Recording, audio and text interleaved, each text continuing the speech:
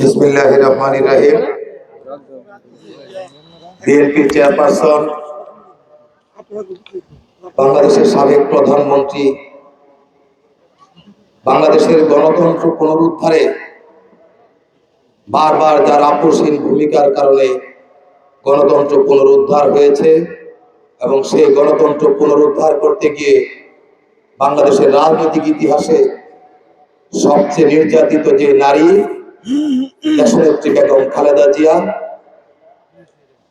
আমরা সবাই অবগত। উনি শারীরিক অসুস্থতা নিয়ে বেশ কয়েকদিন যাবৎ হাসপাতালে চিকিৎসকদের নিবিড় পর্যবেক্ষণে রয়েছে। এমনই একটি বাস্তবতায় দাঁড়িয়ে আমরা বারবার আমাদের দেশনেত্রী, এদেশের স্বাধীনতা সার্বভৌমত্বের রক্ষা কবচ দেশনেত্রী বেগম খালেদা জিয়ার জন্য মহান আল্লাহ রাব্বুল আলামিনের কাছে দোয়া করছি। তারই অংশ হিসেবে আজকে শিবপুর উপজেলা বিএনপি কর্তৃক আয়োজিত এই দোয়া মিলাদ মাহফিলে সম্মানিত সভাপতি, শিবপুর উপজেলা বিএনপির সম্মানিত সহসভাপতি, আইয়ুবপুর ইউনিয়ন পরিষদের সাবেক নির্বাচিত চেয়ারম্যান জননেতা খন্দকার আবু তাহের, আজকের এই অনুষ্ঠানে প্রধান অতিথি হিসেবে উপস্থিত আছেন শিবপুর উপজেলা বিএনপির সংগ্রামী সভাপতি, মাসিমপুর ইউনিয়ন পরিষদের সম্মানিত চেয়ারম্যান, বরেণ্য শিক্ষাবিদ, বীর মুক্তিযোদ্ধা জনাব আবুল হারিস সিকদার কালামিয়া স্যার। উপস্থিত আছেন পটিয়া ইউনিয়ন পরিষদের সাবেক নির্বাচিত চেয়ারম্যান, নরসিংদী জেলা যুব দলের সাবেক সাংগঠনিক সম্পাদক, জেলা ছাত্র দলের সিনিয়র যুগ্ম আহ্বায়ক, সাবেক জননেতা একেএম সাইফুল ইসলাম। উপস্থিত আছেন বাগাবো ইউনিয়ন পরিষদের সাবেক চেয়ারম্যান, শিবপুর শহীদ আসাদ কলেজের সাবেক ভিপি, বাগাবো ইউনিয়ন বিএনপির সম্মানিত সদস্য সচিব জনাব মোহাম্মদ তরুণ মৃধা। উপস্থিত আছেন শিবপুর শহীদ আসাদ কলেজের সাবেক জিএস, শিবপুর উপজেলা ছাত্র দলের সাবেক সভাপতি জনাব নুরুল আমিন জিকাবদার জাহান। উপস্থিত আছেন শিবপুর উপজেলা যুব দলের সিনিয়র যুগ্ম আহ্বায়ক সাদাত হোসেন রানা মৈশান, শিবপুর উপজেলা যুব দলের সাবেক সদস্য সচিব রফিকুল ইসলাম মৃধা সহ বিভিন্ন পর্যায়ের নেতৃবৃন্দ, বিভিন্ন ইউনিয়ন থেকে আগত শহীদ জিয়ার আদর্শের সৈনিক এবং দেশনেত্রী বেগম খালেদা জিয়ার ভালোবাসার কর্মী নেতৃবৃন্দ, সকলকে আমার পক্ষ থেকে আন্তরিক ধন্যবাদ ও শুভেচ্ছা আজকের এই দোয়া মাহফিলে হাজির হওয়ার জন্য। যদিও এখানে আনুষ্ঠানিকতার কোনো প্রয়োজন নেই, আমরা জানি বাংলাদেশ জাতীয়তাবাদী দলের নেতা কর্মীরা, এদেশের দেশপ্রেমিক প্রতিটি নাগরিক যার যার ঘরে বসে, যার যার প্রার্থনায় বসে দেশনেত্রী বেগম খালেদা জিয়ার রোগ মুক্তি এবং আশু সুস্থতার জন্য যার যার অবস্থান থেকে দোয়া করছেন।